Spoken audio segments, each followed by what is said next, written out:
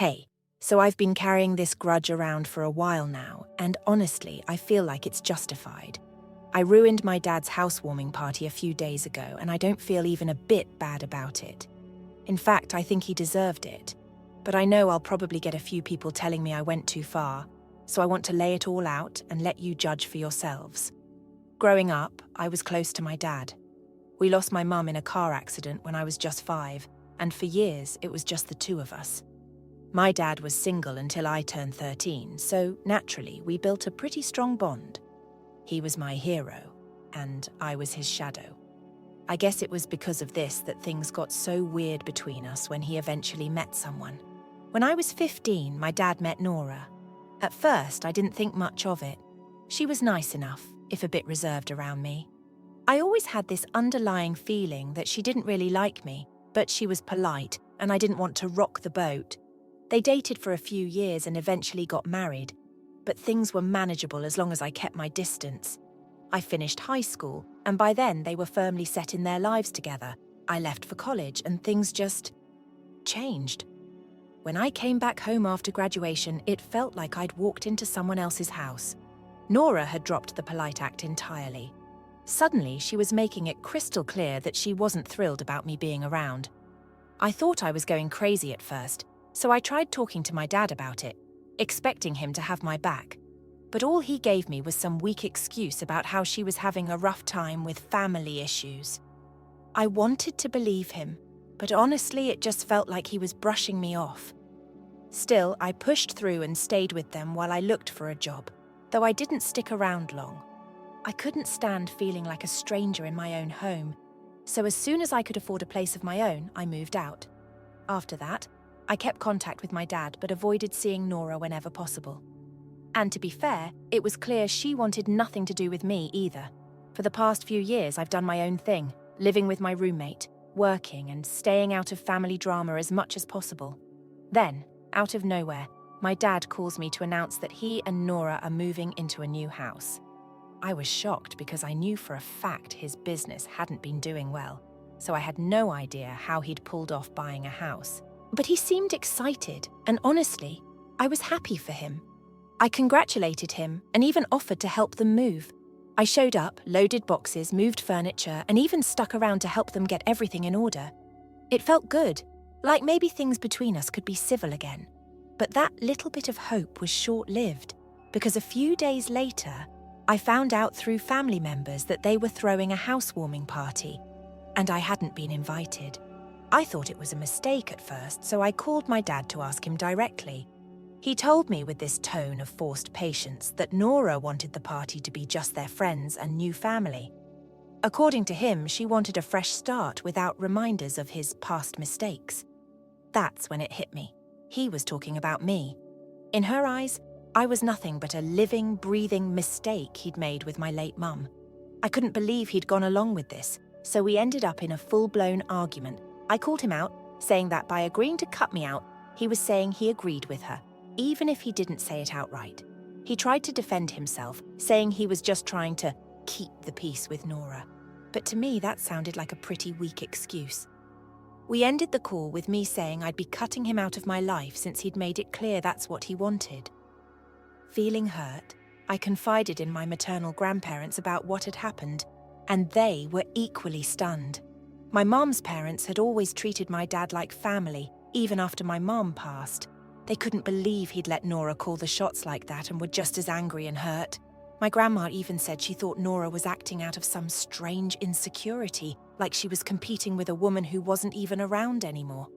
For a few days, I tried to let it go, but the whole thing just ate at me. Then my aunt, who's been my rock since childhood, called to ask why I'd be missing the party. Apparently, my dad had told her I had a work retreat that weekend. He'd lied to her, and every other guest, claiming I was skipping the party for work. I was furious. Here he was, trying to play the role of a supportive father while lying to everyone to cover up his choice to exclude me. So I told my aunt the truth. I told her about the hurtful comments Nora made, how my dad chose her over me, and how he'd tried to keep it all under wraps. She was appalled. She knew my dad's business had been struggling for years and was just as shocked as I'd been when he'd announced the house purchase. She even admitted she'd questioned where the money had come from. After hearing my story, she told me something that made my jaw drop. My dad had borrowed the money. He'd lied to me and to everyone about being able to afford the house. And to make matters worse, he'd borrowed it from an old business partner, a guy named Sam, under the pretense of helping me out financially. My dad had convinced Sam that his business was barely scraping by because of the costs of supporting me. He played the role of a struggling father so well that Sam handed over the cash, convinced it was going toward helping me. And then my dad used that money to buy the house, lied about it, and invited everyone to celebrate, everyone except me. My aunt didn't push me to do anything about it, but she did say one thing that stuck. If you don't confront him, he'll keep getting away with it. I thought about it for a few days, fuming every time I remembered him bragging about how he'd finally bought a home, so I decided to make a call. I reached out to Sam, explained the whole situation, and asked if he'd be willing to join me at the housewarming party. To my surprise, he agreed. Sam was more hurt than angry, saying he'd given the money because he genuinely wanted to help. He'd even told his own family it was for supporting my godson's education, so finding out he'd been lied to felt like a personal betrayal. On the day of the party, Sam and I showed up together, uninvited but not unnoticed. My dad spotted us immediately, and his face dropped. He tried to pull us aside, whispering that he'd explain later, and asking us to leave before things got out of hand. But I wasn't about to let him off the hook. We made our way through the crowd, and I stood beside Sam as he cleared his throat, gathering everyone's attention. With everyone listening, Sam explained the real story. He told them that my dad hadn't bought the house with his own money, and that he'd borrowed it under the pretense of helping me, then lied to his entire family about it. Sam even revealed how my dad had been telling everyone he was skipping out on rent to save up, when in reality, he'd borrowed from Sam to make the down payment. The guests looked on in shock, and my dad's face went pale. He tried to stammer out an explanation, but I'd already said my piece. I looked him in the eyes and said, "If you don't think I'm family enough to be invited, then don't expect me to stay silent when you lie about me to the people I care about. We walked out, leaving him to handle the fallout. Since that day, the phone calls haven't stopped. My dad's been begging me to fix things, telling me his reputation is on the line. But you know what? I don't care. He made his choice when he decided to take Nora's side, when he lied to his friends, and when he chose to cut me out without a second thought. As for my roommate, he thinks I went too far, saying I should have just walked away and let my dad deal with his own mess. He even hinted that I was being petty, which sting. I mean, he doesn't know what it's like to feel rejected by your own dad. Now, my roommate and I aren't even on speaking terms, and I'm questioning everything. So, aita for showing up and exposing my dad's lies? It didn't take long for word to spread through the family. Within days, I was getting texts and calls from relatives who hadn't bothered to check in on me in years. Half of them wanted to know if what Sam and I had said at the party was true, while the others were more concerned with scolding me for airing out our family's dirty laundry. I didn't have the patience to explain myself over and over, so I ignored most of them. I mean, they'd all been happy enough to show up at the party and celebrate my dad's success, so why couldn't they handle the truth when it was thrown in their faces? My dad, on the other hand, refused to take the hint. His calls came in non-stop, and he even tried reaching out through my aunt, probably thinking she'd be able to talk some sense into me. But she wasn't exactly in his corner either. She was furious, even calling him out to his face and telling him that he had brought all this on himself. She didn't approve of what I'd done, but she understood why I did it and made it clear to him that he was in no position to play the victim. Then came the texts from Nora. She didn't even try to be nice about it. Her messages were loaded with insults, calling me immature, selfish, and heartless. She threw in some choice words about how I'd always been a burden to my dad, that he'd sacrificed everything to make sure I had a good life, and now I was repaying him by ruining his reputation. She told me I was a disgrace and that my mom would be ashamed of me. I read each text with a strange mix of anger and disbelief, but I didn't respond. Honestly, there was nothing I could say that would make her see things from my side. What struck me the most, though, was that through all her rants, she never once showed a shred of remorse for how she'd treated me. Not once did she acknowledge that she'd forced my dad to cut me out of the party, or that she'd been the one to label me as a mistake from his past. Her messages only confirmed what I already knew. She didn't see me as family and probably never would. Meanwhile, my dad's desperation to salvage his reputation went from annoying to downright pathetic. He tried every trick in the book to get me to retract my statement.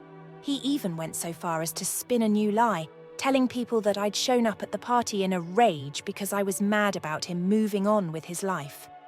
He said that Sam and I had both been confused about the money, and that the whole thing had been blown out of proportion. That was the last straw for Sam. The man who'd tried to help my dad out of kindness was now being dragged through the mud, with my dad trying to discredit him and paint him as some sort of fool who didn't know what he'd loaned the money for. So Sam contacted a lawyer. He didn't want to go that route, but he felt he had no choice. My dad's lies were getting out of hand and he had to protect himself. As all of this was happening, things with my roommate went from bad to worse. We'd barely spoken since the party, and when we did, it always ended in an argument. I'd tried to explain where I was coming from, hoping he'd see that this wasn't just about the party. It was about years of being treated like an outsider in my own family. But he couldn't get past the fact that I'd exposed my dad publicly. He kept saying that I should have handled it like an adult, that my actions were childish and petty. It was hurtful because I'd known this guy for years, and he was the one friend I thought would have my back. But he didn't get it, and after one particularly heated argument, he made it clear that he didn't want to keep living together. I was blindsided. Here I was, losing family left and right, and now I was losing my best friend over something he couldn't even begin to understand. With a heavy heart, I agreed to end our lease early and started looking for a new place. The following weeks were some of the loneliest of my life. I was cutting ties with people I'd known forever, and the only person who truly seemed to understand my side was Sam, a guy I'd barely known outside of family events before all of this happened. A few days after I'd started looking for new apartments, I got a call from my paternal grandparents. We'd never been particularly close, but they'd always been polite to me, so I figured they'd called to offer some support or maybe to check in.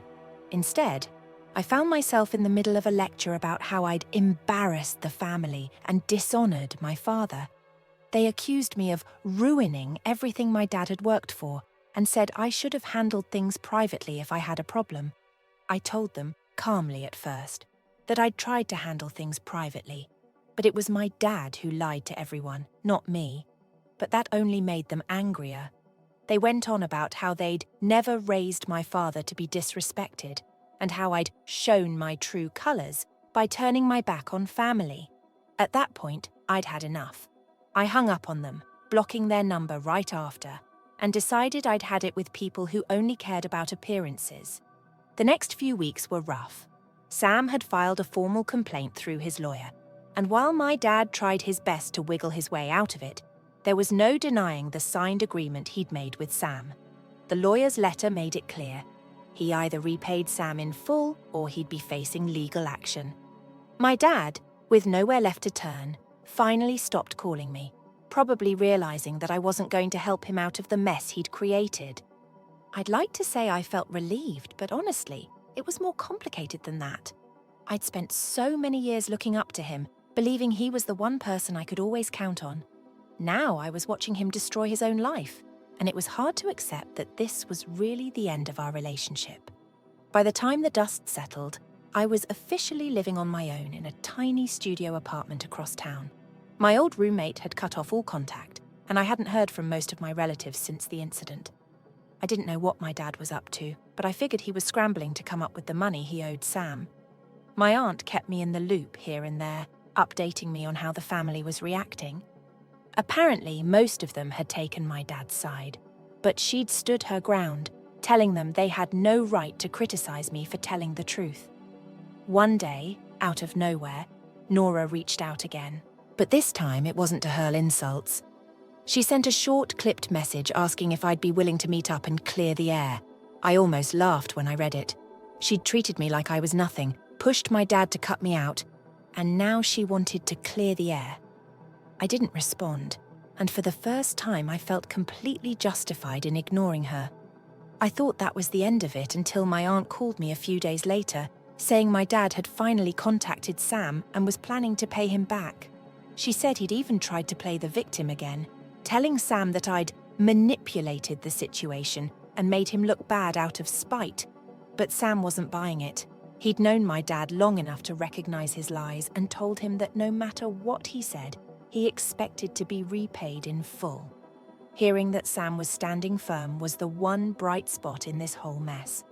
For once, my dad was being forced to face the consequences of his actions, and there was no one left to cover for him. It was a small victory, but I took it for what it was.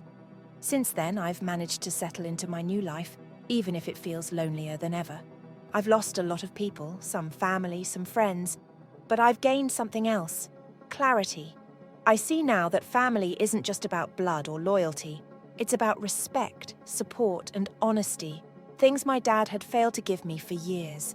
Looking back, I still feel hurt, and part of me probably always will. But I also feel relieved, like a weight's been lifted off my shoulders. I don't have to fight for his approval anymore or try to fit into a family that's rejected me at every turn. For the first time in my life, I'm finally free to live on my terms, even if it means doing it alone. The first few months after moving out felt strangely liberating, though the silence was heavy. My dad had stopped trying to contact me, and the calls from relatives had dwindled. It was just me, my new place, and the peace that came from knowing I no longer had to deal with the family drama. Still, I found myself replaying every conversation, every confrontation, wondering if I'd done the right thing. Sam had stayed true to his word and kept me updated about my dad's progress, or rather, his lack of it. My dad had managed to repay a small portion of what he owed, but he was nowhere near clearing the debt. Sam didn't seem to mind the wait, but he was still pursuing his legal options, making sure my dad didn't try to skip out. Honestly, I was grateful to Sam for standing firm, though I still felt a pang of guilt whenever I thought about how far things had gone. My aunt, the only real support I had left in the family, started visiting me occasionally. She'd bring over dinner and fill me in on family updates. My grandparents, she said, were livid, convinced I'd ruined my dad's reputation. She told me my paternal relatives had all but cut me off too. It was hurtful, but I also found it kind of ironic. They all sided with him, ignoring the fact that he'd lied, manipulated a friend, and humiliated his own son. All while I was just trying to bring the truth to light. Your dad's not doing so great, my aunt said one evening after we'd shared a meal. He's digging himself into a deeper hole. Nora's not helping matters either. That didn't surprise me. Nora had always fed my dad's worst impulses, pushing him to make reckless decisions under the guise of starting fresh. I figured she'd continue to play the part of a supportive wife until things got tough. Then she'd be out the door. I quote, am not surprised, I replied, pushing my food around my plate. I tried to warn him. She nodded, her face softening. You did everything you could, and maybe someday he'll realize that. But deep down I doubted it. My dad had always been stubborn, and with Nora around, he had someone willing to justify every bad decision he made. In a way, cutting ties had forced me to accept that I couldn't fix him. I'd tried for years, always giving him the benefit of the doubt, hoping he'd choose me over his pride. But now, I could see how impossible that was. A few months later, I got a call from Sam. He'd finally managed to get my dad to repay most of the money, though he was still short. Sam had given up expecting a full repayment, but told me he'd held on to the friendship longer than he probably should have. People show their true colors when money's involved, he said. Your dad's not the man I thought he was. Hearing that hurt more than I expected. My dad had managed to burn yet another bridge, and I couldn't shake the feeling that he was slowly but surely isolating himself. I thanked Sam for everything, apologizing again for the mess my dad had caused. But Sam, ever the understanding friend, brushed it off. Don quote, worry about it, he replied. I'm just glad you did what you had to do. You deserve better.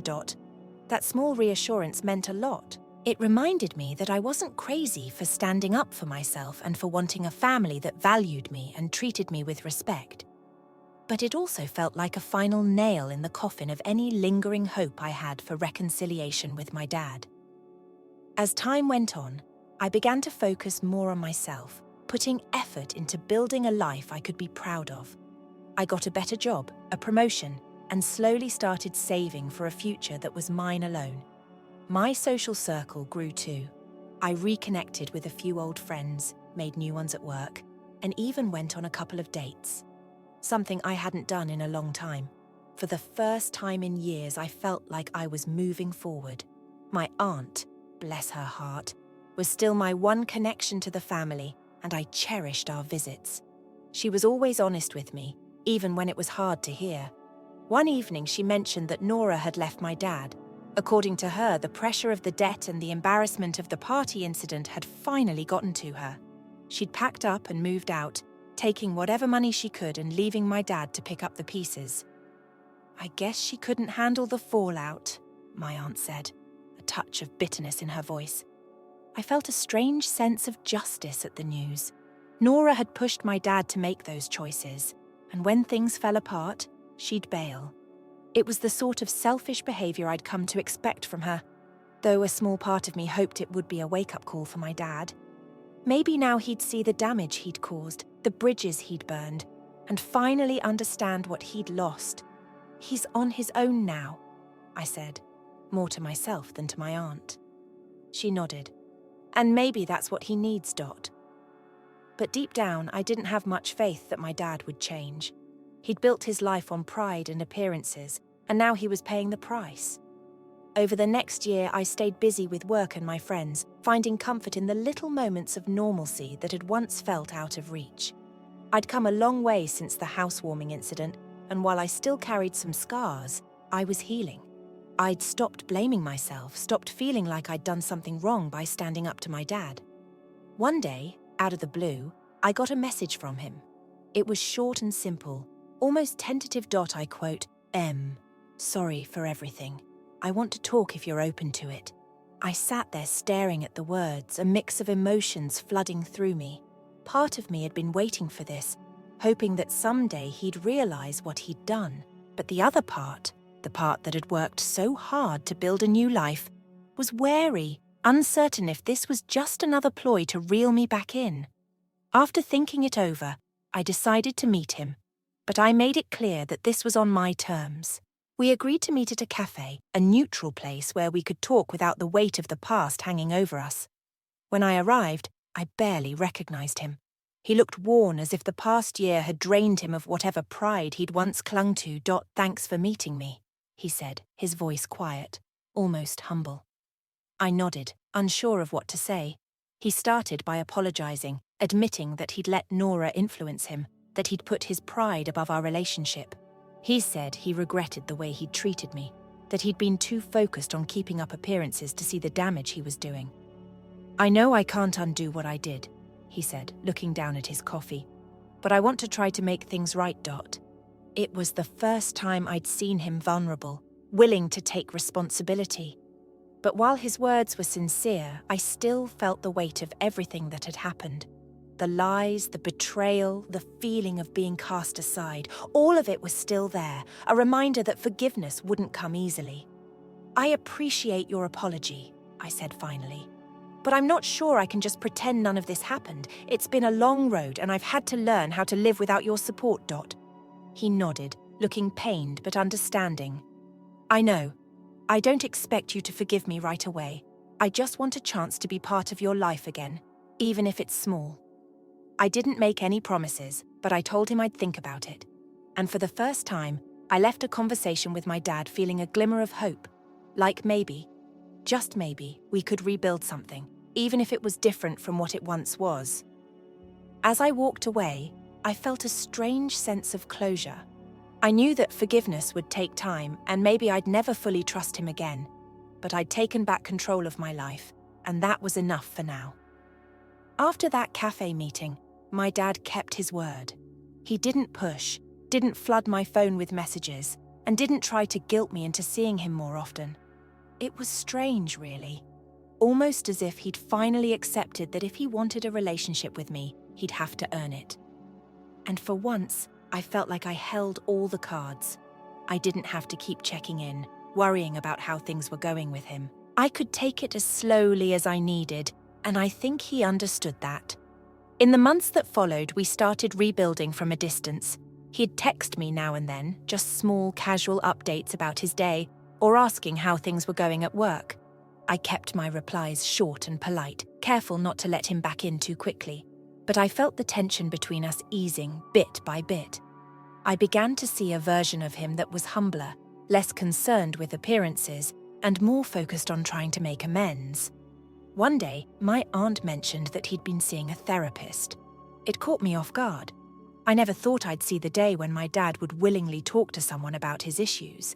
But apparently the fallout from his choices had left him with few other options. He'd lost the respect of many in the family, and even though some of our relatives had stayed by his side, they still saw him differently. Sam, of course, had cut off all ties, and I suspected my dad still felt that sting. Knowing he was actively trying to change softened some of the anger I still held. It wasn't an instant fix, but it was enough to make me consider giving him another chance. Around this time, I'd also started reflecting on my own journey. I'd come a long way since the housewarming disaster. I'd found stability in my job, surrounded myself with supportive friends, and moved into a better apartment with a friend from work. Life had fallen into a steady rhythm, and I was genuinely happy. There was still an emptiness where family was supposed to be, but I was learning that I could fill that space with people who truly cared about me, even if they weren't related by blood. One evening, as I was unwinding after work, my dad sent me a message that caught me off guard. "Would you be open to having dinner with me sometime? No pressure, only if you're comfortable with it." I stared at the screen for a while, weighing my options. The last time we'd met, I'd felt that small glimmer of hope, a sense that things could be different. Maybe, just maybe, I could take a step forward. We arranged to meet at a quiet restaurant, a place that was both familiar and neutral. When I arrived, he was already seated, looking a little nervous but determined. He greeted me with a hesitant smile, and we settled into an easy conversation, avoiding heavy topics for the first hour. For the first time in years, I saw a side of him that wasn't weighed down by pride or Nora's influence. He was just my dad.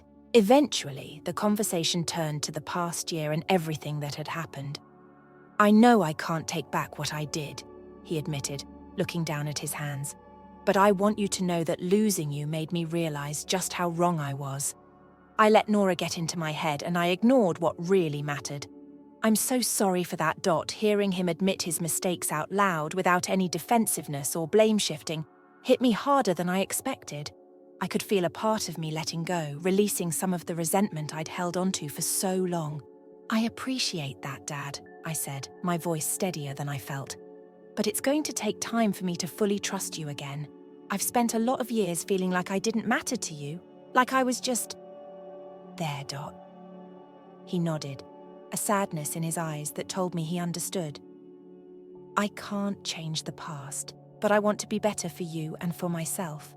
I hope you'll give me the chance to prove that. We talked late into the evening, sharing stories, both good and bad, and for the first time, I saw a glimmer of the man I'd looked up to as a kid. The man who'd once been my hero before pride and Nora had come between us. I couldn't say for sure where things would go from there, but I knew I was willing to give him that chance, if only because I could see he was finally ready to earn it." In the months that followed, our relationship continued to improve, slowly but steadily. He kept his word, always respecting my boundaries, and even started inviting me over for casual dinners on weekends. His house felt emptier without Nora, and I suspected he felt that loneliness keenly. But I think he also understood that it was a consequence of his own choices, something he had to live with. One day, he brought out an old box of family photos, some I hadn't seen in years. He handed them to me, a soft, almost shy smile on his face. "I quote, "We've been meaning to give these to you," he said. "It's just a piece of our family, of your mum. I thought you'd want them." I took the box, feeling a rush of emotions as I looked at the old photos, memories of a time when things had been simpler, happier. It felt like a gift, a gesture that said he was ready to make space for the parts of our family he'd once tried to erase. I thanked him, knowing that this was a new beginning, a fresh start that, while not perfect, was at least rooted in honesty.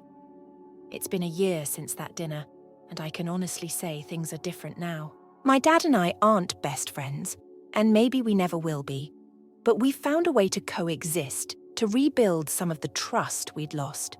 He still calls every week, and I visit him occasionally, always on my terms. There are moments of awkwardness, and some wounds are still healing, but we're moving forward. Looking back, I can see now that the housewarming incident was a turning point. It forced both of us to confront the reality of our relationship and make the hard choices necessary to rebuild it. I've learned that family isn't perfect, and sometimes the people you love will let you down. However, I've also discovered the power of earned forgiveness. While I still yearn for the past, a part of me still grieves for the father I lost, but I'm grateful for the man he's become and for the chance to start fresh, even if it took a lot of pain to get here. And I know now that no matter what happens, I'll be okay. For the first time, I'm standing on my own, with a life I built for myself. I have people who care about me, a job I love, and a sense of peace I never thought I'd find. My dad's a part of that in his own way, but he's not my whole world anymore. And that, I think, is the best lesson I've learned through all of this. Family isn't just about blood or loyalty. It's about mutual respect, understanding and forgiveness, and sometimes that forgiveness takes time. We're all a little broken, a little scarred, but maybe that's what makes us stronger in the end. Story 2. My life now, at 37, is very different from what it was a few years ago. When I was still married to my first husband, Larry was the other man in my life. He is now my spouse. Officially, we have been married for 4 years and together for 5. Life takes strange turns, don't you think? Let's backtrack to the beginning. My ex-husband and I got married young after meeting in college. I greatly admired him for his unwavering work ethic, ambition, and dedication. But as his career took off, it demanded more and more of his time. Our home life suffered, especially our intimacy. He was great in many ways, helpful around the house, made sure to carve out time for monthly dates. But emotionally and physically, I felt neglected. Enter Larry. I met him when I was 31 at a friend's party. He was charismatic, charming, and really seemed to understand me. He made me feel seen and heard in ways I hadn't experienced in years. We started off as friends, but shortly our bond developed, and 7 months later, we began an affair. I won't lie, it was exciting at first, filled with passion and the exhilaration of new love. But deep down, I understood the issue was difficult and unpleasant. Fast ahead a little, and my marriage couldn't endure the secret. When my husband discovered the affair, I was confronted with a hard option. My love for Larry had become so strong that when pressed to decide, I opted to leave my husband for him. We received a divorce, and not long after Larry and I were married. The dream, however, started to reveal fractures rather rapidly. Our first 2 years were fantastic. Like living in a bubble, we were both working, using part of the settlement money I earned from my divorce to enjoy life and deepen our relationship. But then 2020 struck and it hit hard. Larry's employment dried up owing to the epidemic, and suddenly I found myself as the main provider. We are under more stress than ever before due to financial difficulties. To keep us afloat, I took on 2 jobs, and even that was difficult. I never imagined that we would have to rely on my parents for assistance. When we had to sell the house and automobile I received as part of my divorce settlement, the reality of our circumstances hit home even more. To turn things around, we downsized to a less expensive location and squeezed every last penny to save for a possible business endeavour. Although starting the firm was a last-ditch effort, fortunately it started out doing better than we had anticipated. We seemed to have cut off all traces of my former existence, even my physical connections to my ex-husband. At last, we could begin creating something new for ourselves. We're hoping that things will continue to get better, even though it's been a lot of work and there are no promises. I discovered that Larry, my boyfriend, was surreptitiously withdrawing funds from my savings around 4 months ago. It would be similar to having a piggy bank in which you saved money for a great item. When you weren't looking, you discovered that someone was smuggling some out. He became quite nasty and stated he didn't trust me when I questioned him about it. That's because I made a big error in my prior marriage before I was with Larry. Larry believes it's acceptable to keep some of my money for himself in case things don't work out between us, because I wasn't faithful and he wasn't dating when we first started dating. Larry is also completely unhelpful at home. Imagine if you were left to do all the tasks while someone else did nothing but relax, play games, and hang out at the bar with pals. That quote "s the situation," and it just gets worse. I recently discovered that he is having an affair with a bartender. I believed we were meant to trust each other, so I was genuinely astonished and devastated. Now that we don't have a lot of money and everything appears messed up, discussing divorce feels like a huge problem. Compared to my time with my ex-husband, it is much more difficult now. In addition, things are quite tight and it's challenging to pay for everything we need because Larry recently resigned his work. I have a daughter from my previous marriage as well. She tells me how great her dad is doing and she's 12. I feel a little sad and envious because they even took a great trip to Venice. I think we may not have had a good ending. We broke up rather amicably when I told him the truth about my infidelity. I received our house and car, and I got to see our kid 5 days a month while he got to keep her most of the time. I can't get my ex off my mind, though. Perhaps it's guilt. Or perhaps love still exists there. Or perhaps everything is a mess and I'm simply confused. Do I need to speak with him? However, I haven't seen him in person for a year and a half, and we only ever talk about our kid. Because I cheated and ended a decent relationship in the past, I feel like a bad person. My life is now simply collapsing. A minor edit. I stayed with my daughter. My spouse pleaded with me to grant him primary custody after realizing he couldn't have it due to his extremely demanding job. All I wanted was the house. However, we reached an agreement whereby he promised to give me primary custody in exchange for money, the home, and the vehicle. Yes, I feel bad, but do I want to see him again? No, since I'm aware that it won't be morally correct. I'm already guilty enough of ruining him. He rebuilt himself now. I'm pleased with him. My life is a complete mess, and I am the reason for it. I accept full responsibility. I miss him, which is why I can't stop thinking about him. There is nothing more I want from him than to talk. I'm crying over this, and the fact that the man I left him for is now cheating on me and having an affair. Here are the most popular remarks prior to the upgrade. What really sticks out to me in this situation is that they took his money, car, and house. Is there anything else I can comprehend except wanting him back after screwing him so badly? No pity. Having an AP is one thing, but once you have cheated on your ex, it's another to treat him like an ATM. We struck an agreement that included that. He longed for primary custody of our daughter, but he realized it would never happen because of his demanding job. Additionally, I would most likely be granted primary custody of the child. For this reason, he promised the daughter's main custody in exchange for this property, money, and automobile. This was what he wanted, not me. I repeatedly informed him that because I had already messed up, I definitely didn't deserve a second of his attention. I am aware of this.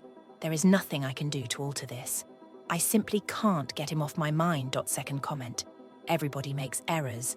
You're at least smarter now. Improve yourself by concentrating on your life. If nothing else, you ought to talk to your ex. Express regret, but then go forward. I wish you luck. Regards. Third comment. It seems like your AP is a complete failure. I have no idea why. Why can't you leave this moocher of a man if you left your spouse, who seems like a lot nicer person? Why anyone would voluntarily date a guy or woman who plays video games as if it were their full-time job without having a full-time paid career is beyond me. OP. When we went official, he was understanding, ambitious, and self-assured. He wasn't like this during the affair. I truly took the plunge because he offered me the attention I so desperately wanted for my ex. It ended up being something that basically ruined my life, my ex's life, and my daughter's whole upbringing. Fourth comment. Perhaps he was trying to hide these negative qualities from you by being the trustworthy single person. I will stop at nothing to help you. He sounds poisonous to me. It's imperative that you move on and accept your losses. Additionally, you exchanged your kid for possessions, and now you have none of those either. I didn't want to delve into this since it's cruel, Dodd. It sounds like your folks could help you get back on your feet. I would move in with them and be alone for a very long time if I were you. Edit. I hope you receive the support you need to move on from this, whether it's from friends, family, a therapist, or even simply having an honest conversation with yourself about how bad this situation is. I wish you well as you go. The 5th comment. I mean, when a man becomes a weekend dad, no one ever seems to tell him this. Is it garbage? Complete joy. But no matter the situation, there is rarely a moral outcry. Society just assumes that mothers are more valuable than fathers. Opie has already completely dodged X. Going real with smaller children in the image is really risky because of this, and I detest how well accepted it is in this community. This is such a hasty choice. Opie, extremely egotistical and materialistic. However, this group would have urged her to wreck her marriage and the divorce if she had posted before the divorce.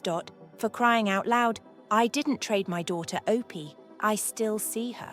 I informed my ex-husband that I wanted to leave him because I had cheated on him. Was it easy, in your opinion? He pleaded with me for our daughter's main custody. I broke him already. Enough. I've already ruined him.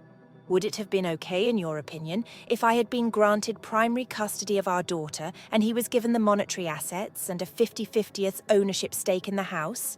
It would have been difficult. I wanted to avoid bringing up our kid in the post. I'm already a terrible person, and the comments and memes are making me look even worse. Then my life is in ruins in real life. In essence, I'm paying Larry what he spends on his AP while working 2 jobs. Do you believe this to be simple? However, I am deserving of it. Because of the stupid choices I made, I deserve it all. You realize how much junk you are taking on when reality sets in. It's terrible that everything went haywire on me. Because I didn't exchange, I recognized that I'd ruined my ex-husband in every manner. He was the one who offered me primary custody in return for the home and the car. He pleaded with me for it. What? Have you done anything? Suppose you were in my shoes. Fight him for shared custody during the divorce, even when he pleaded with you. Even after he made you an offer. Even after he vowed to keep our kid in the dark about my infidelity. I am aware of what I did. I find it more harder to say than you do. Despite anything. She's my daughter. Never once did I give up on her. I'm being punished for some really stupid choices I made. Please excuse my grammatical faults. I'm not American. I commend you for acknowledging your folly. One update. I discovered a few months back that my spouse, Larry, was embezzling money from my funds. It would be similar to if you had a hidden candy stash and someone began stealing pieces without your knowledge. Quite cunning, isn't it? Even though I was unhappy, things became worse. Let's go back to last Thursday. I wanted to surprise Larry with supper, so I got home early from work. And you know what? Larry is in our living room when I locate him. He's not alone, though. He is accompanied by a former co-worker. It's not just any colleague either. It's the assistant principal from his former workplace. And their conversation was more than pleasant banter. Sitting together on our couch as if it were the most natural thing in the world made it clear that they were far too near. Larry wasn't even surprised when he saw me. "This is how things are now," he continued, glancing at me. "You must adjust to it. Do you think that's possible?" My heart seemed to halt. Unsure of what to say or do, I just stood there. I wanted someone to talk to, so I summoned my closest buddy over after Larry and his companion departed that evening. I tried not to cry into my ice cream as we sat in my kitchen, and I told her everything. Then she unintentionally revealed that some of our acquaintances were aware of Larry's actions. I had cheated in my previous marriage, so they assumed I knew and was cool with it. Everyone seemed to be against me, and I felt completely deceived. I made the decision to learn more about Larry's life since I felt like a detective and a mystery show. I discovered a lease and receipts for an apartment I had never heard of. As it happens, he has been using a fictitious identity to rent a property across town. And you know who has been residing there? The same assistant principal. He seemed to have had a completely concealed existence. I was unaware of it. In the midst of this chaos, my phone buzzed. My ex-husband was the one, my daughter's father. Our daughter was unhappy after overhearing him discussing my predicament, which made him quite worried. My heart fell. I detested the thought of all this adult turmoil hurting her. My ex asked if we could get together to discuss how to deal with our 12-year-old daughter, who shouldn't have to deal with all of this. It brought up memories of a more steady and secure time spent with him, even though we had issues. The weird part comes next. This whole thing blew out, and Larry decided he wanted space. He said he wasn't sure whether we even had a future together, grabbed some things and simply departed. And I was there, left to gather up the fragments of my house and my wounded heart. I'm at a loss on what to do next. Shall I attempt to make amends with Larry? Or should we let go and start over? Perhaps I should speak with my ex more in order to find some peace in the midst of all this turmoil, rather than to get back together. One thing is obvious. I must attend to my daughter and ensure her well-being. Making ensuring she feels loved and protected is more important than anything else. Second update. I was relaxing at home last week, attempting to have a typical morning while drinking coffee and going through some emails. The mail then arrived. I assumed it was simply the typical things, like the utility bill or some advertisements, but it wasn't. A very official-looking envelope was mixed in. Let's face it, good news seldom arrives in such elegant packages, so I felt a little sad. When I opened it, presto! Without any of the refreshing thunder, it resembled a lightning strike. A lawyer wrote the letter. Not just any lawyer either. Larry had engaged this attorney. My soon-to-be ex-wife. Yes, Larry made the decision to get a divorce, which, to be honest, I anticipated. Here's the worst part, though. He wants to do more than simply part ways with us. He wants to seize half of my assets, including my 401k and business. My company is like my child. It's something I started from scratch, and all of the money I've been saving goes into my 401k when I want to unwind a little after I'm old and grey. I experienced a range of emotions while reading that letter, including anger, fear, and extreme tension. How could my former partner in everything, Larry, turn around and attempt to take away all I've fought so hard to achieve? Like being the lead character in a movie when everything goes wrong, it seemed incredibly unjust. After a good 10 minutes of panicking, I gave my sister a call. I've always turned to her in difficult situations. We had a lengthy conversation. She was really encouraging and advised me to defend myself and not allow Larry to take advantage of me. You must stand up for what is rightfully yours and demonstrate to him that he cannot simply take things away from you, she stated. She also advised me to get a competent attorney who would protect the things I had fought so hard to acquire. This is when it becomes even more difficult. It will be quite expensive to fight this case in court. Attorneys are not inexpensive. Customers may detect these things since the firm is already struggling due to all the turmoil, you know. How I'm going to pay for all of this is causing me to perspire. In addition to all the adult legal matters, my daughter is witnessing all of this as a mother. Despite being just 12, she's incredibly compassionate and smart. When she notices that I'm unhappy, she runs over and gives me the warmest hugs, reassuring me that everything will be well. The strongest person I've ever met is you. It makes my heart melt. She's my little sunshine, and I've promised myself that I won't let her down no matter how chaotic things get. She deserves a secure life and a happy mother. And I will stop at nothing to provide her with that. What comes next, then? It appears like I'm about to enter a major conflict. I must safeguard my company, my funds, and, above all, maintain the happiness and security of my daughter's world. It's going to be difficult, but I'm prepared to fight like never before since my sister and daughter are supporting me. The third update.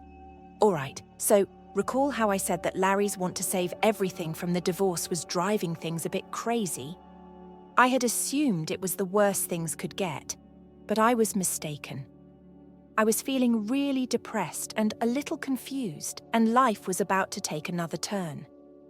I began to reflect a lot on my history, particularly my first marriage, Mark. He was my partner prior to all of this chaos, you know. There were periods when things with him were steady and safe. He was also really nice. In the wake of Larry's entire catastrophe, I began to long for the good old days spent with Mark. I reasoned that there could be a chance to make amends and even start again with him. What then did I do? I made the decision to see Mark.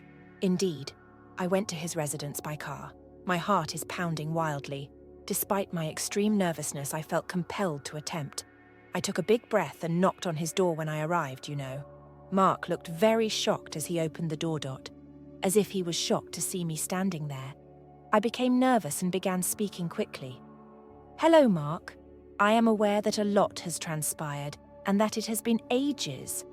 I have been reflecting a lot about us, our history, and the way we concluded things. I sincerely apologize for the outcome of everything. I suppose I simply miss how wonderful things were with you, but I'm in a difficult place right now. Is there any possibility that we could discuss it? Perhaps? Check to see if you can start afresh. Mark gave me the impression that I had just arrived from another planet. His voice became really loud and it was obvious that he was agitated. You think you can just walk up and beg for a second chance after all this time? He said. I attempted to apologize and explain what you had done, but he refused to listen. It seemed as though all of his pent-up rage was finally exploding. He blurted, I think you should leave, before I realized it. There is nothing else to say because we have both moved on. Without warning, he abruptly shut the door in my face, For a while, I stood there feeling a mixture of astonishment, grief, and a great deal of remorse. It was difficult to drive home. I was in tears because I felt so alone and uncertain about things. What made me believe that seeing Mark would be beneficial? Why did I think he may want to go back to something we had both abandoned? I feel as though the entire world is resting on my shoulders while I sit here at my place. I have a tumultuous divorce with Larry that is threatening to take away both my finances and my business. In addition, Mark just gave me a harsh reality check, which was quite painful. Here's what I discovered, though. I can no longer look back. I must face the front. Yes, I did make some serious blunders. However, I have also learnt from them being the greatest mother I can be for my kid requires me to concentrate on the now. She needs me to be dependable, strong, and to demonstrate to her that we can overcome any challenges life throws at us. In order to ensure that Larry doesn't steal all I've fought for, I want to hire a top-notch attorney to represent me in court. I quote, am going to give my business my all, in an effort to make it stronger and better than before, and I'm going to use every opportunity I have to let my kid know that she is safe and cherished. It won't be simple, and there will undoubtedly be more difficulties in the future. However, I must continue to battle and persevere. In the end, I think there is a light at the end of the tunnel, and I will do whatever it takes to get there. The fourth update. Where do I even start then? Just when I believed I had seen everything. Another farce was thrown at me by life. Or perhaps a few of them following the entire incident in which Mark closed the door in my face. I was feeling quite depressed. You know what they say, however. You don't get a break from life because you're depressed. First things first. I had to deal with the major issue of my impending divorce from Larry, who had suddenly become a villain in a movie and wanted half of my hard-earned business, all of my funds in my 401k and everything else I had. It was similar to having a bad dream in which you are falling and are unable to wake up. I was determined not to let Larry defeat me. I set out to find a superhero. Actually, a fantastic lawyer. I came upon Miss Carter, a lawyer with a stellar reputation for toughness and great evaluations. I told her everything when I initially met her. The love, the treachery, Larry's devious financial tactics, and his irrational demands. She paid close attention to everything and took notes more quickly than I could speak. Once my long, depressing story was over. We're going to battle this, and we're going to win, she replied firmly, looking up with keen eyes. You're not by yourself. I felt a glimmer of optimism for the first time in weeks. We carefully laid out our battle plan, including every action we would take to protect my company and my future. While Miss Carter prepared for the court case. Things were becoming rather emotional back home. My 12-year-old daughter was at my house. She appeared to sense the stress when I asked my Mark to take her for a day. She began making small gestures to lift my spirits, such as writing sweet messages on my pillow or sketching images of us holding hands. Extremely joyful. She was attempting to care for me when she should have been taking care of me, which made it both heartbreaking and sweet. Conversely, it strengthened my will to keep going despite this whole situation. I needed to be strong for both myself and her. One leisurely Saturday morning, just when I felt I had everything under control, there came a knock on the door. I had low expectations when I opened it, and who was present? I hadn't seen my brother in years due to a significant family conflict. He was there, looking a little uneasy and uncomfortable. He requested to speak with me. In the end, we sat at the kitchen table and had 2 hot cups of coffee each. He informed me that he had learned about my predicament via family rumors, and that he believed it was time to set aside our disagreements and be united since, in his opinion, families should remain united. Reconnecting was unexpected, but it felt good. When things became too busy, he even volunteered to help out with my kid. Finding a secure haven in the midst of a storm was similar to rebuilding bridges with my brother. It served as a reminder that even in the most dire circumstances, there may be unforeseen bright spots. People who are willing to assist you are showing up. With my brother and lawyer by my side, I feel a little stronger as I prepare for what may be the battle of my life in court. I'm learning a lot about how to handle difficult situations and how they may truly reveal who you can truly rely on and who is willing to support you. Unpredictability is a part of life. Like a wild thing. You're up and down at different moments. However, the journey never ends, and I'm clinging to the knowledge I've gained as I prepare for the next loop-de-loop. Those who continue to support me, and the belief that there is always a glimmer of brightness that is just waiting to shine after a storm. Update 5. The day began like any other demanding day would. With a twisted stomach and a racing mind about the court hearing, I woke up early. My attorney, Miss Carter, was waiting for me outside the courthouse. She appeared poised, self-assured, and prepared to face the world. I felt a little better when I saw her like that, as if we actually stood a chance of winning this. Together, we entered the courthouse. The air was chilly and thick, with its lofty ceilings and lengthy reverberating sounds whenever someone moved or spoke. The courtroom felt spacious and rather menacing. I sat down and tried to appear composed, but my heart was pounding like a marathon runner on the inside. Larry was already there, lawyering it up and looking very serious. There was something sleek and seamless about the way his lawyer spoke. Similar to those attorneys on TV who can fabricate any tale to make their client appear flawless. After calling the meeting to order, Larry's attorney began.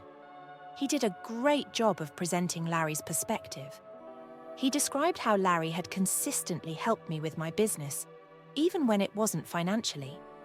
He portrayed Larry as a devoted, selfless spouse who just cared about what he believed to be right. Next came our turn.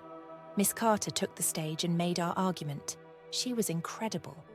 Presenting all of the information we had obtained, including emails and financial documents, demonstrating that Larry had not contributed to the company and had engaged in dubious activities on the side. She talked with conviction and clarity, giving the impression that we were in control. Then the unexpected occurred. Larry was really emotional as he stood up to talk. He talked about how he felt abandoned and alone while I was preoccupied with my career. He even shed a few tears. The judge appeared to be moved by the performance, which was deserving of an award. The toughest part was waiting for the judgment. Every click of the clock seemed like a thump in my chest, and time appeared to slow down. When the judge finally rendered his judgment, it was a gut punch. Larry prevailed. Half of everything was given to him, half of my company, half of my 401k, half of the planet. It seemed unfair. Something didn't feel right. However, it was genuine. I felt as though I was in a horrible dream as I left the courthouse. Half of what I had fought so hard to achieve was now gone. In that very moment, it was difficult to return home. I needed some time to simply take it all in. I was constantly reminded that this was not the end by my brother, who had been my pillar of support during the last few weeks. He responded, "You're down, but not out. You are able to reconstruct. You can return more resilient." His remarks were beneficial, even if the pain wasn't healed. I'm now examining the future. Rebuilding my business and money is going to be a difficult journey, but all of this has taught me something valuable. It takes more than just persevering through good times to be resilient. It all comes down to how you respond to the setbacks. I have my brother, my daughter, and a toughness lesson that I can't lose in a trial. I'm planning my future move. My goal is to heal and restore not just my business, but also my soul. I'm learning how to bounce back even stronger from the curveball that life handed me. As I sit here writing this, I've noticed that a lot has changed since my last post. Life has found a new normal when the courtroom dust has cleared. However, it's a normal one that comes with some serious introspection and difficult lessons. I've come to a startling discovery after reflecting on all that transpired, from the dramatic legal fights to my first marriage, which marked the whirlwind and eventual collapse with Larry. A good friendship in particular is more valuable than gold and should not be taken for granted. The grass could be greener on the other side, I used to believe. After feeling abandoned in my marriage to Mark, Larry appeared like an exciting new chapter in my life. However, that journey turned into a nightmare that cost me not just money, but also my emotional and spiritual well-being. I hardly recognized Larry behind his charisma, which was only a front. At the conclusion, the court's ruling was difficult to accept. After everything was revealed, it seemed like a terrible joke to lose half of everything to Larry. However, it was in these difficult times that I discovered my resilience. My brother's renewed support and my daughter's boundless love and hope taught me the true meaning of strength and family. Here is my advice then. Cherish your nice spouse or partner if you have one.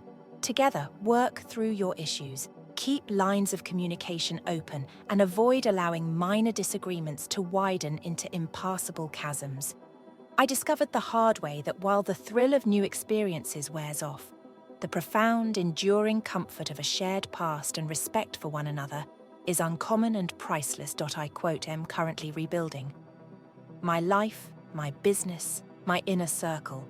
Some days are more difficult than others, and it's not always easy. However, I'm going forward knowing more clearly what matters. Additionally, I'm giving back by sharing my experiences with young people in the hopes that they may learn from my mistakes instead of making the same ones again. There are many chapters in life, and although some of mine have been somewhat tumultuous, I'm trying to make the upcoming ones peaceful, fruitful, and joyful. Although mistakes are a natural part of life, they don't have to define who we are. We have the capacity to grow, learn, and above all, forgive ourselves and go on. Story 3. I protected myself from my spouse. My life was devastated by it. She's astonished now. I am divorcing her. Okay, I will tell the truth. I never imagined that I would write this post. As I sit in my living room at 2 a.m, feeling like the biggest jerk in the world, I wait to see whether my wife has truly phoned the police to report me. Yes, this is my current life. Tonight, at the age of 23, I struck my wife. I'm not even attempting to justify what is likely the worst mistake of my life. In order to get things off my chest and perhaps discover whether anyone else has experienced something this messed up, I'm simply here to put it out. Let quote S start with some background. My 31-year-old wife and I were married only a few months ago. After a few years together, we felt comfortable. At least that's what I believed. She was a strong, self-assured lady who seemed to have everything together. A good job, a lovely apartment, friends and everything. In all honesty, I was sort of in her. I mean, she was well established when we first met and I was 19. She seemed to have a clear idea of what she wanted, and being around her was a welcome change from the hectic, pointless existence I was leading. She simply exuded stability and self-assurance. I didn't know, did I? Anyway, initially, everything was fantastic. She was really supportive, considerate, and perceptive. She assisted me in setting up my own house and landing my first respectable job. Everything. With her, I thought I had struck gold. I was totally on board when she proposed that we get married. I didn't give it any second thought.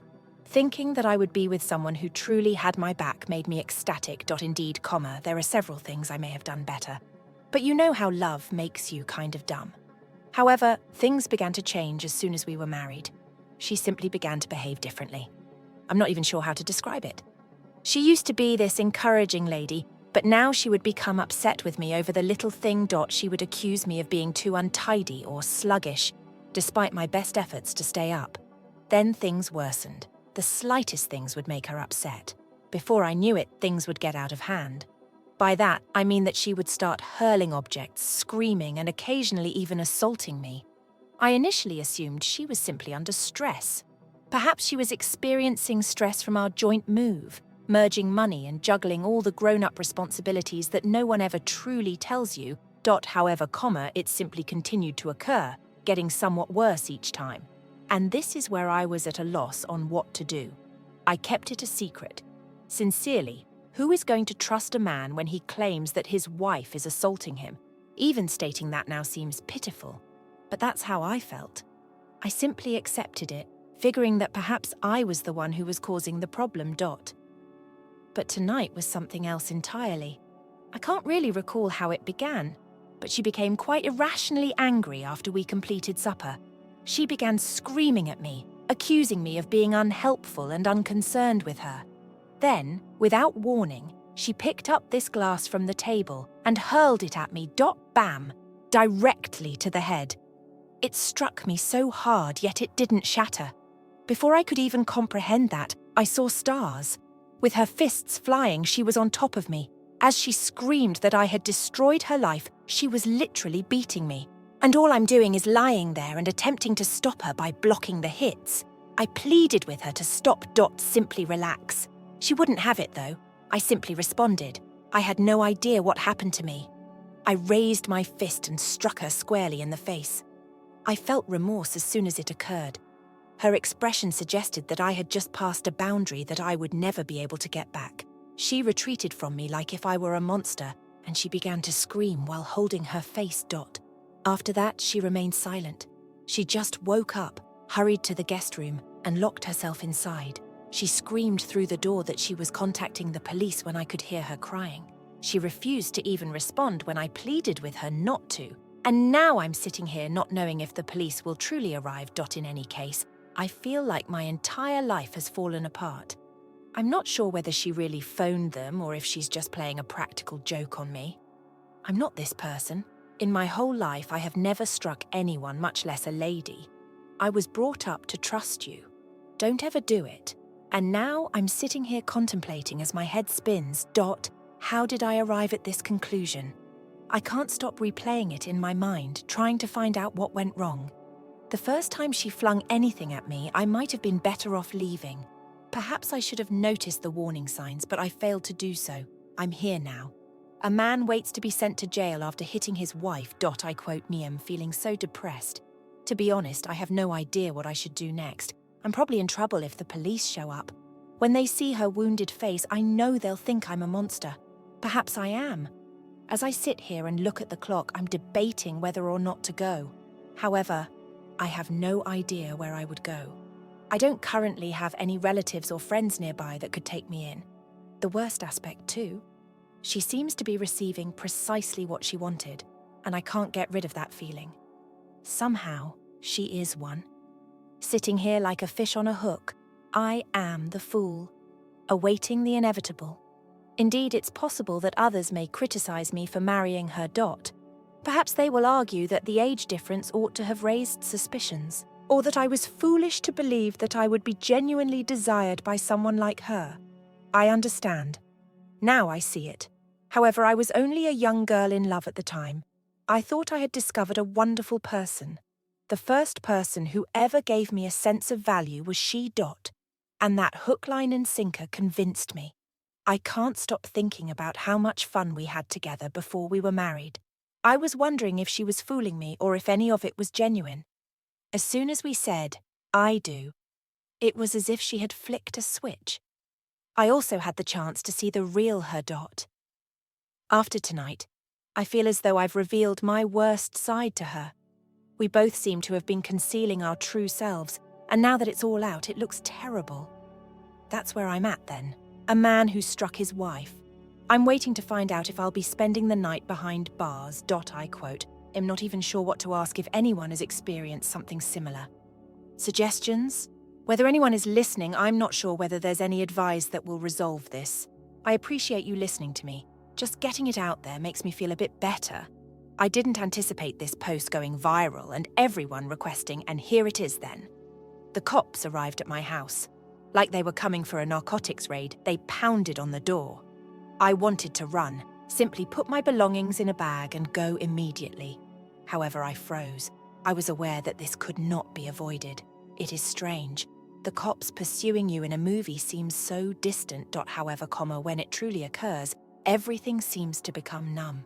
2 police officers were waiting there, begging to enter when I opened the door. Even though my pulse was pounding, I said yes since there was nothing else I could do. I felt already terrible based on the way they were staring at me. The living area was in disarray as they looked about. Chairs with broken glass toppled over. The scene simply didn't look good. The location itself seemed to be spying on me. After that, my wife emerged from the guest room with several bruises on her face, an actual black eye that screamed, "Observe his actions." She had stopped weeping. She simply exuded victory, as if she had already won. When the policeman asked me what had happened, I attempted to explain that it wasn't as easy as it seemed. Even though I told him that I was only protecting myself and that she had been beating me first, I could tell by his look that he didn't believe a word. He glanced at my lip, but it didn't appear to have any bearing. He was only reflecting what I was saying. Her black eye was all that mattered to him. I was pulled aside by one of the officers, who instructed me to turn around. He then placed me in handcuffs. It's one of the worst feelings I've ever had to wear handcuffs. Behind my back, my hands locked. My wrists are being dug into by metal. In a manner that made my stomach turn, it was genuine.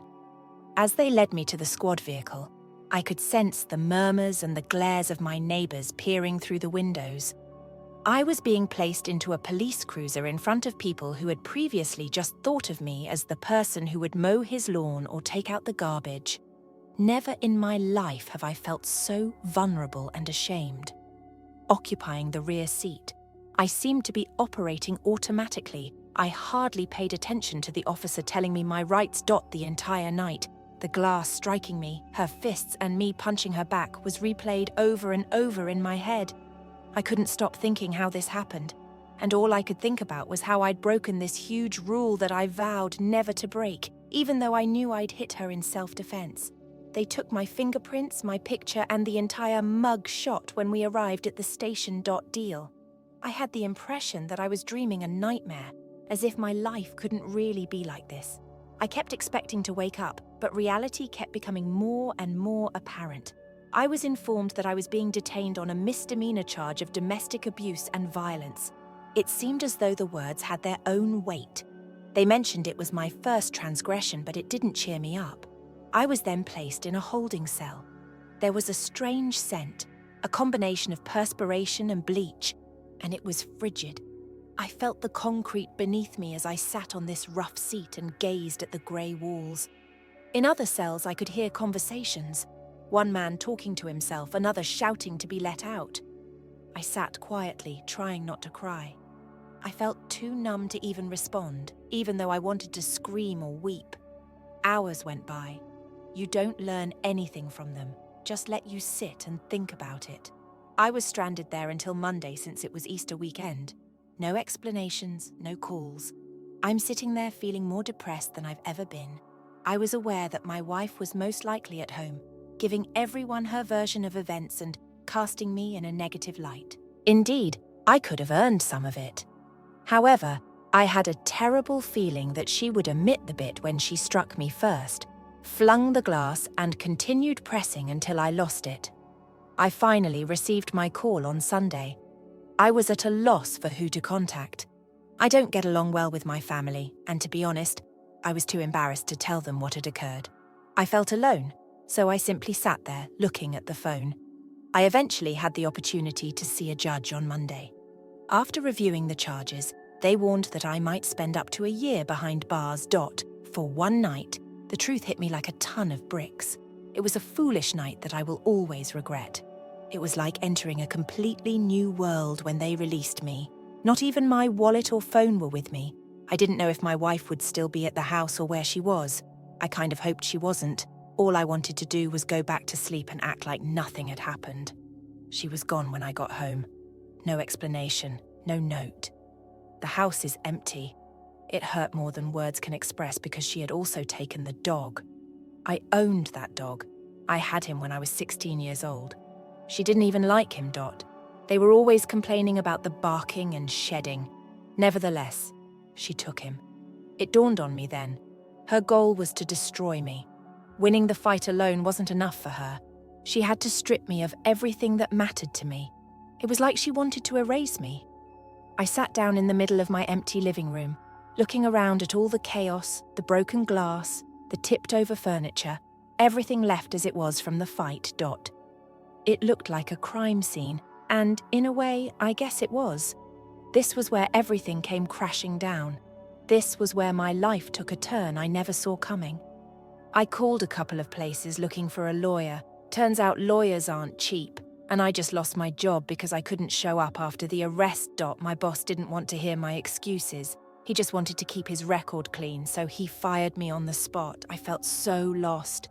Like everything I'd worked for was gone in one weekend. No job, no wife. Not that I wanted her back, and no dog. I was empty, just going through the motions. That night I sat in that empty house and it was silent, eerie even. I couldn't even sit still. I was too anxious to restless. All I could do was replay everything over and over, wishing I'd done something, anything different. But here I was, facing the reality of my choices, trying to figure out what the hell comes next. So after that whole mess, the next logical step was figuring out my next move. Dot. And honestly, I wasn't left with many options. The house was empty. I was jobless, my dog was gone, and my wife had left this heavy silence behind like it was some kind of final stamp.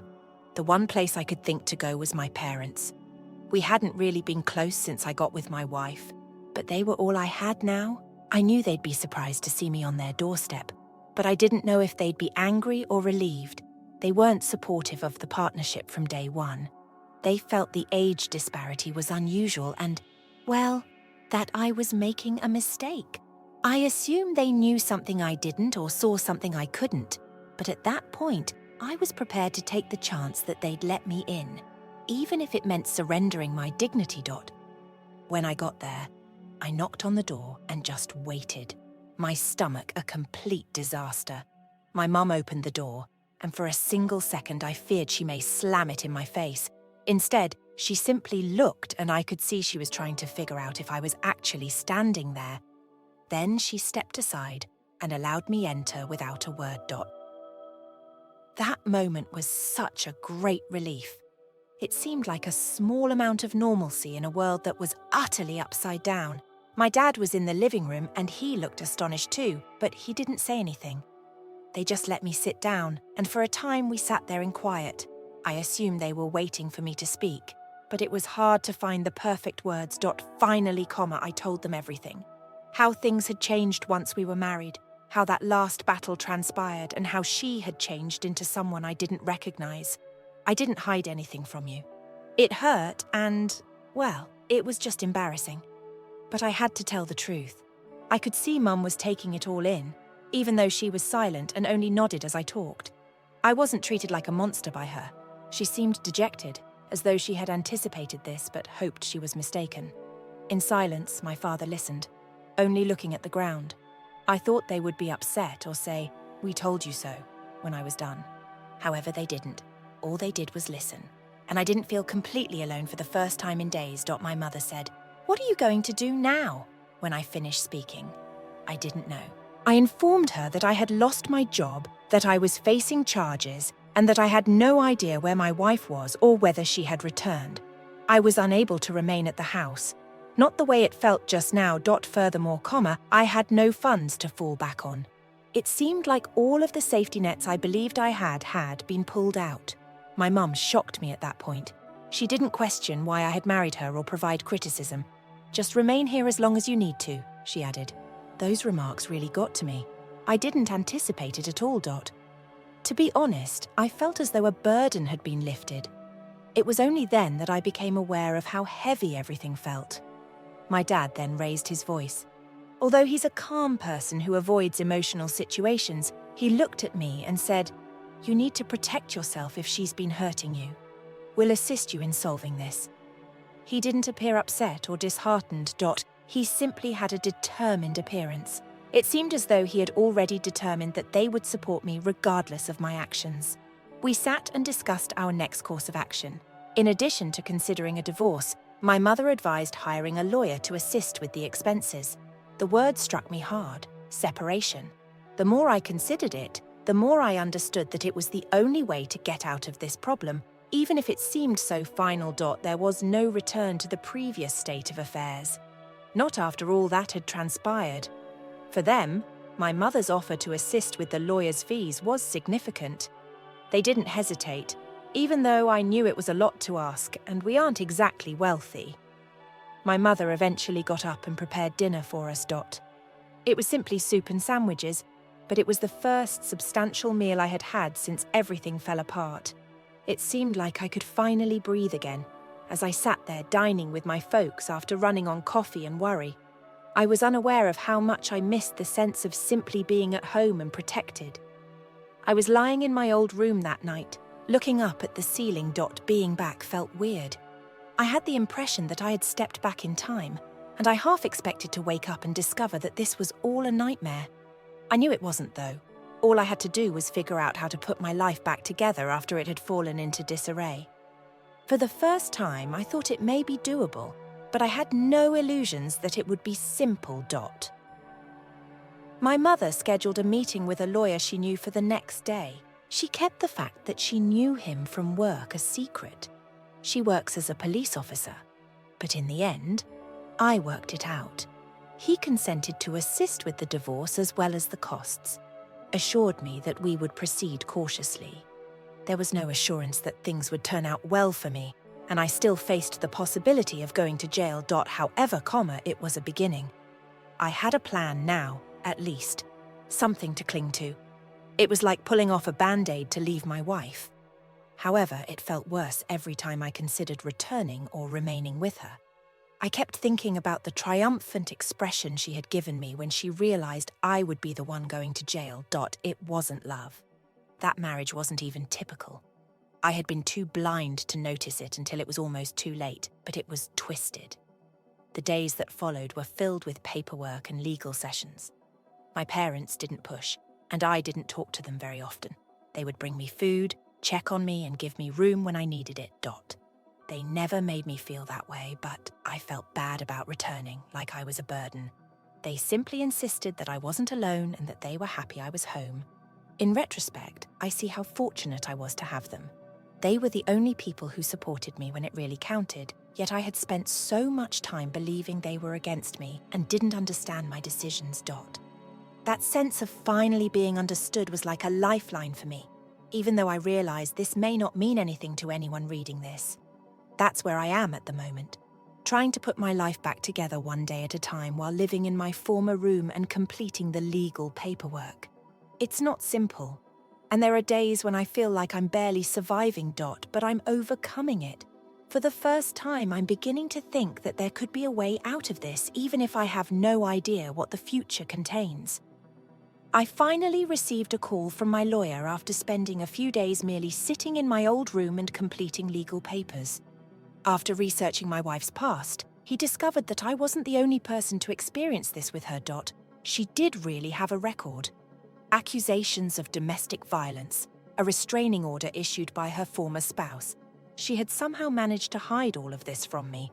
Although I was aware that she had previously been married, I believed her when she said that he was the one who had hurt her. I never questioned my confidence in her. At this point, that trust seemed like the joke's punchline. Hearing all of that didn't make me feel better. And I'm not sure what that says about me.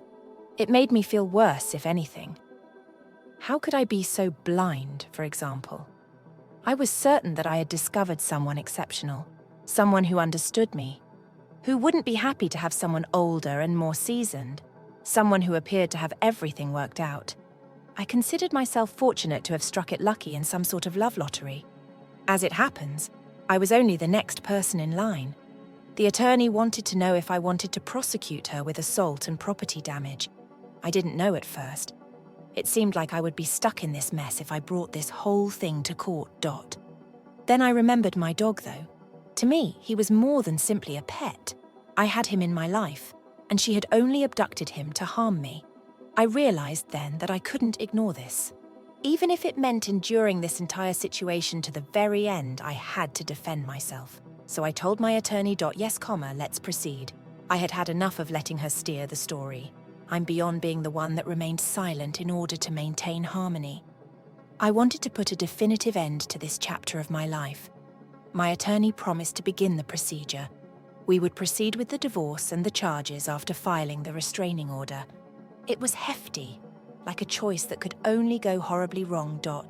However, I also knew it was the correct thing to do. That evening, as I sat in my bed looking at the walls, I began to think back on all the minor moments I'd dismissed with my wife, the times she'd become upset over something trivial and then laugh it off, the way she would discuss her ex as if he were a monster and she had just managed to get away with it. She seemed so vulnerable, as if she had finally found someone she could trust, and I had believed it at the moment. Looking back, though, I could see that she had been telling me just what she wanted me to hear, and I had devoured it. About 6 months into dating, I had a flashback to that one night. She became intoxicated at a friend's party that we attended, really inebriated. She persisted on remaining even though I wanted to go home. I was wrecking her enjoyment, she said. She pitched a fuss and yelled at me in front of everyone when I informed her I was going.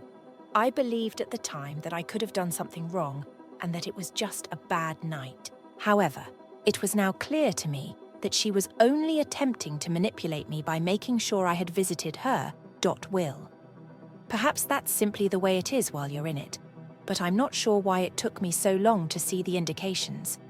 You lose sight of the things that ought to be clear when you're certain that you love someone, and that's what really exacerbated the situation. The legal issue I was dealing with, the fact that she took my dog, and the fact that she harmed me weren't the only things. I trusted her, that's why.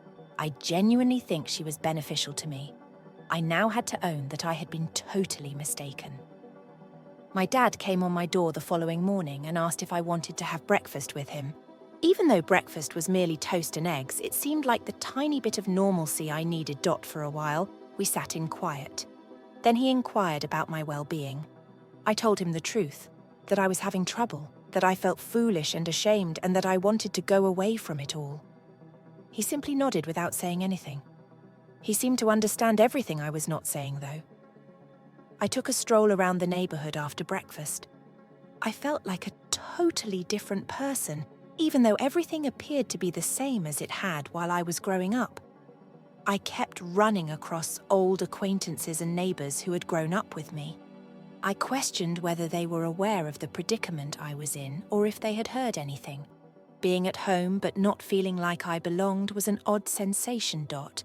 As if I were a visitor in my own life. Upon my return, I noticed a message from one of my wife's acquaintances on my phone. She wanted to discuss what had happened and set the record straight. My phone nearly flew across the room. It was absurd. The notion that after everything she had done, anyone in her group would want to make amends. However, I knew better than to argue with them. Only what she intended for them to see was visible, and that wouldn't alter if I argued. I then went on after deleting the message. As I laid in bed that night, I became aware that I was beginning to relax, gradually.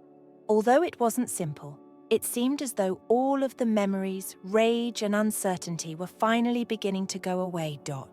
Even though my life had been torn apart, I had an odd feeling of calm during the quiet times, as if I was at last free.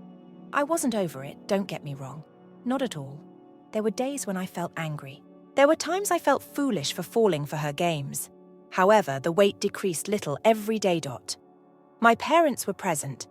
I knew I was taking the necessary precautions to safeguard myself while my lawyer worked on the case.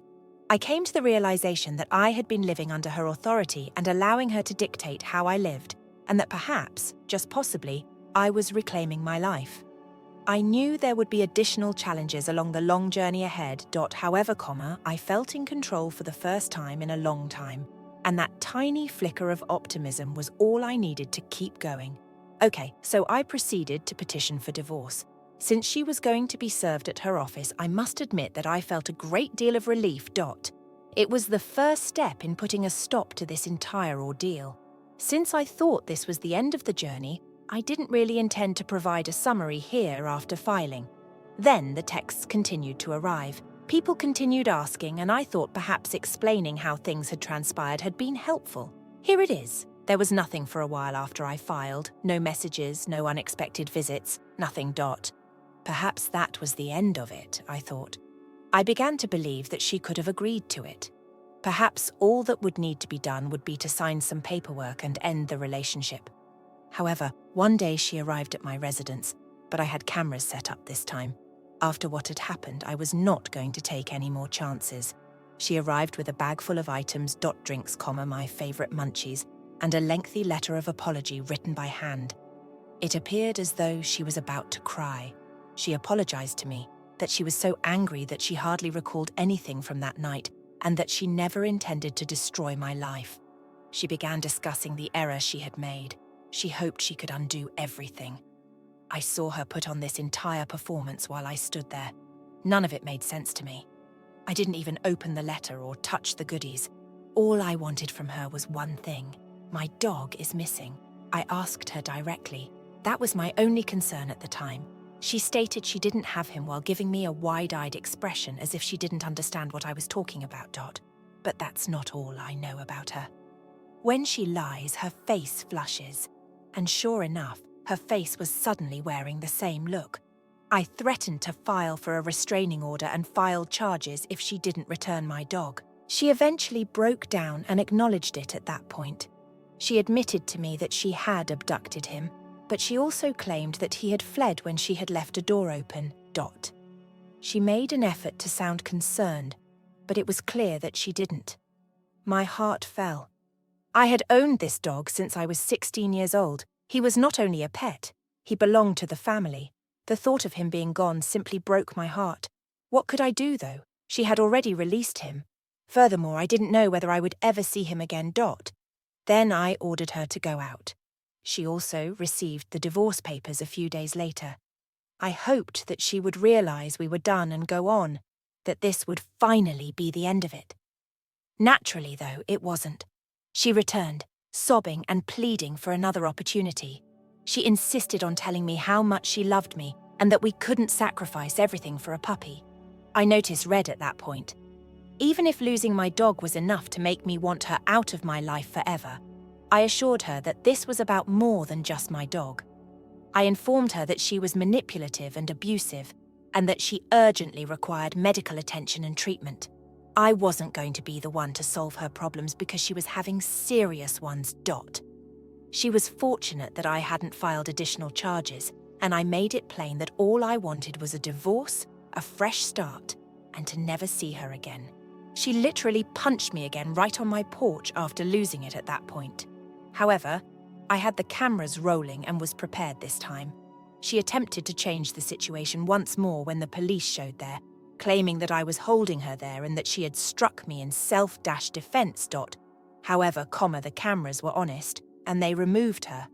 I've been waiting for a restraining order and I finally received one.